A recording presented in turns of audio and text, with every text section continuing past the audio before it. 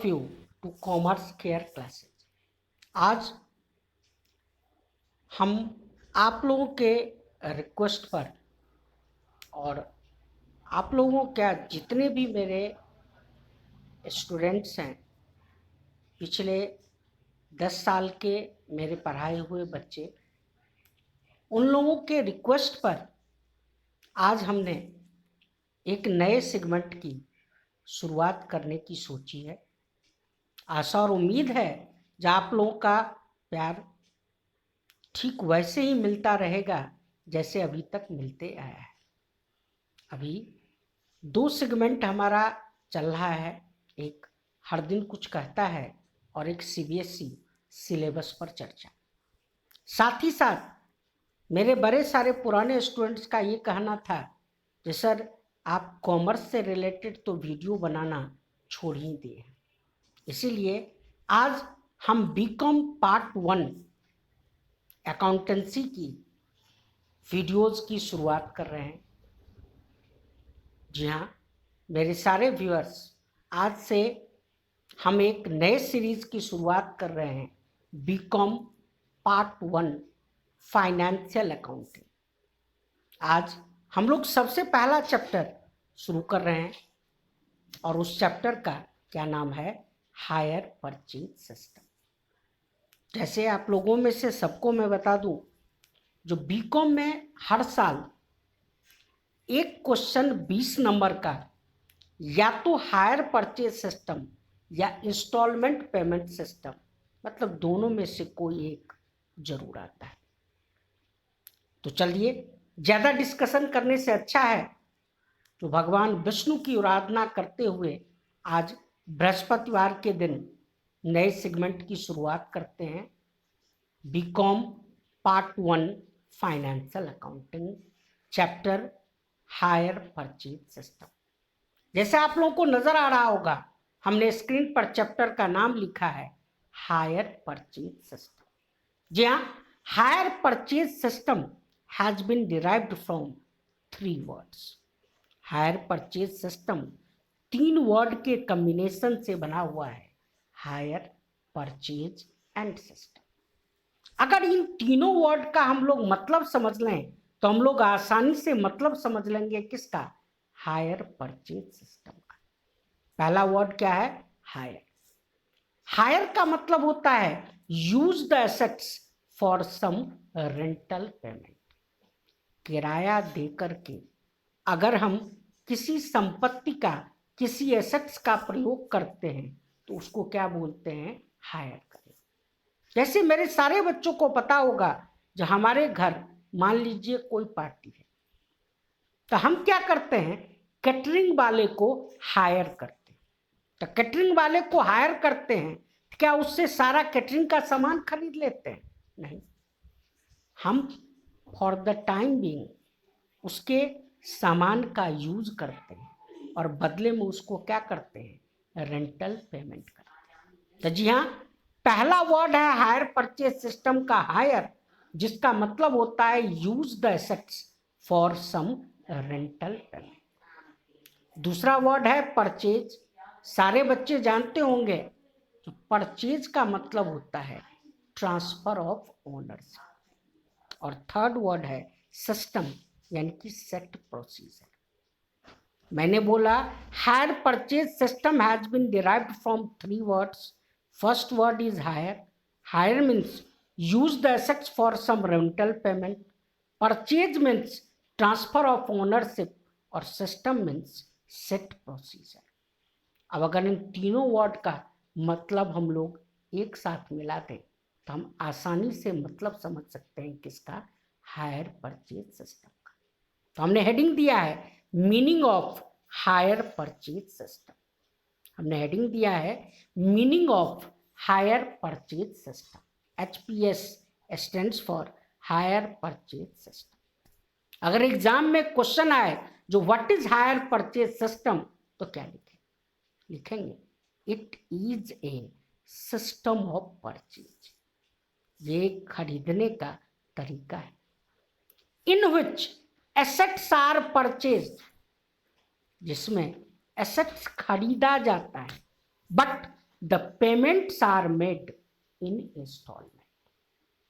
एक ऐसा खरीदने का सिस्टम जिसमें हम एसेट्स खरीदते तो हैं लेकिन उसका पेमेंट किस में करते हैं? इंस्टॉलमेंट में। तो इस टाइप के खरीदने के सिस्टम को क्या बोलते हैं? Hire purchase system. In English, higher purchase system is a system of purchase in which assets are purchased but the payments are made in installment।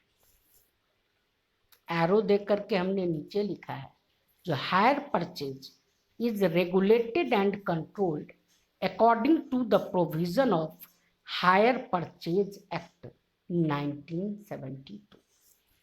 Higher purchase transaction regulate और control होता है किस act से? Higher purchase act 1972 से। जी हाँ, ये act कब आया? 1972। 1972 से पहले हमने लिखा है बिफोर 1972। अगर इस टाइप का कोई परचेज होता था तो हम उसको क्या नाम देते थे? इंस्टॉलमेंट। याद रखिएगा और अच्छे तरीके से और ध्यान से इस बात को समझिए। एक कहावत होती है, जब अंग्रेज गए अंग्रेजी छोड़ गए, वही बात होती है। आज के डेट में 1972 के बाद आज तक अगर हम कोई भी एसेट्स खरीदते हैं और उसका पेमेंट करते हैं इंस्टॉलमेंट में, तो बेसिकली वो कौन सा सिस्टम है? Hire purchase system. लेकिन आप पूछिए किसी से तो एक ही नाम बोलेंगे, जो हमने किस पर खरीदा? इंस्टॉलमेंट पर। तो याद रखना है इस बात को। जो हायर परचेज से रिलेटेड एक्ट कब आया था? 1972। 1972 से पहले अगर इस टाइप का कोई भी परचेज होता था तो हम उसको क्या बोलते थे? इंस्टॉलमेंट। आज के डेट में उसको क्या बोलते हैं? Hire purchase system. तो एक इंपॉर्टेंट क्वेश्चन यहां ये उठता है, जो क्यों गया इंस्टॉलमेंट पेमेंट सिस्टम और क्यों आया हायर परचेज सिस्टम? ऑब्वियस सी बात है, जो हायर परचेज सिस्टम में कुछ न कुछ अच्छाई होगी और इंस्टॉलमेंट में कुछ न कुछ ड्रॉबैक होगा।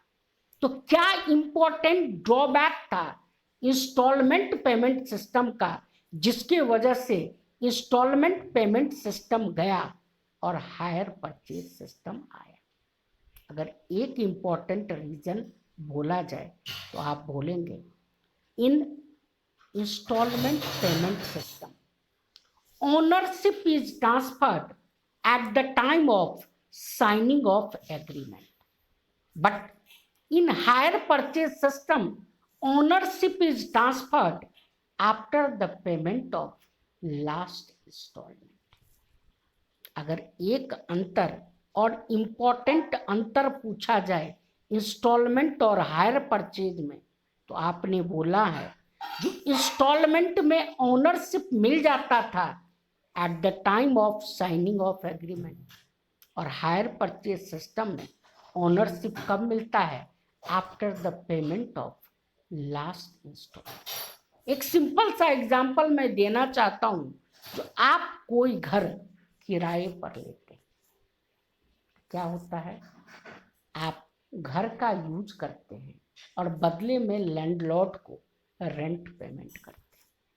अगर लैंडलॉर्ड वो घर आपके नाम रजिस्ट्री कर दे और बोले हर मंथ रेंट दीजिए, और अगर आप नहीं देंगे तो क्या आपके खिलाफ लीगल एक्शन ले सकता है? कभी भी नहीं ले सकता। तो यही सबसे मेजर रीजन था किसके जाने का? इंस्टॉलमेंट के जाने का और किसके आने का? हायर परचेज सिस्टम का। क्या रीजन था? इंस्टॉलमेंट पेमेंट सिस्टम में ओनरशिप मिल जाता था at the time of signing of agreement, जबकि हायर परचेज में कब मिलता है? After the payment of last instalment.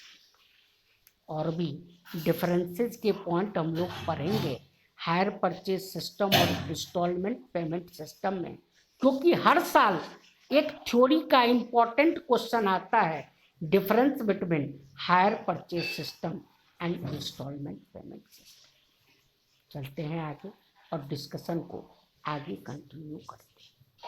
अगले पेज में हमने लिखा है पार्टीज ऑफ HPS यानी कि हायर परचेज सिस्टम। अगर सिंपल वर्ड में आपसे कोई भी पूछे जो हायर परचेज सिस्टम में कितने पार्टी की इन्वॉल्वमेंट होती है, तो आप बोलेंगे 2। कौन कौन होता है? Hire purchaser and hire vendor. मैंने बोला अगर आपसे पूछा जाए जो हायर परचेज सिस्टम में कितने पार्टीज की इन्वॉल्वमेंट होती है, तो आप बोलेंगे 2, hire purchaser and hire vendor. Hire purchaser कौन होता है? तो the person who purchased assets under hire purchase system. जो एसेट्स खरीदता है हायर परचेज सिस्टम पर, उसको क्या बोलते हैं? Hire purchaser. और हायर वेंडर कौन होता है? तो the person who sells the assets under hire purchase system. जो हायर परचेज सिस्टम पर एसेट्स बेचता है उसको क्या बोलते हैं? Hire vendor. और जो एसेट्स खरीदता है उसको क्या बोलते हैं? Hire purchase. Hire purchase system में कितने पार्टी की इन्वॉल्वमेंट होती है? 2। कौन कौन? Hire purchaser and hire vendor. Hire purchaser कौन होता है? जो एसेट्स खरीदता है हायर परचेज सिस्टम पर। हायर वेंडर कौन होता है? जो एसेट्स बेचता है हायर परचेज सिस्टम। लेकिन सच्चाई ये है जो एक तीसरा पार्टी भी हायर परचेज सिस्टम में होता है, जिस पार्टी को हम लोग क्या बोलते हैं? फाइनेंशियल इंस्टीट्यूशन, जैसे कि बैंक। एक इंपॉर्टेंट क्वेश्चन दिल्ली यूनिवर्सिटी में हर अल्टरनेट ईयर में आता है, 2 मार्क्स और 3 मार्क्स में। Explain the role of financial institutions in hire purchase system. तो क्या बोलना है? जो financial institutions plays a role of mediator in hire purchase system. Financial institution मध्यस्थ का काम करता है hire purchase system. Hire purchaser से पैसा लेता है और हायर वेंडर को पैसा देता है। तो अगर टेक्निकली बोला जाए तो हायर परचेज सिस्टम में 3 पार्टी हो गया, हायर परचेजर, हायर वेंडर और फाइनेंशियल इंस्टीट्यूशन। जो एसेट्स खरीदता है हायर परचेज सिस्टम पर उसको बोलते हैं हायर परचेजर। जो एसेट्स बेचता है हायर परचेज सिस्टम में उसको बोलते हैं हायर वेंडर। और इन दोनों के बीच जो मीडिएटर का काम करता है उसको क्या बोलते हैं? Financial institution. आज का वीडियो आप लोगों को कैसा लगा कमेंट जरूर कीजिएगा। मिलते हैं नेक्स्ट वीडियो में और डिस्कशन को आगे कंटिन्यू करें। धन्यवाद।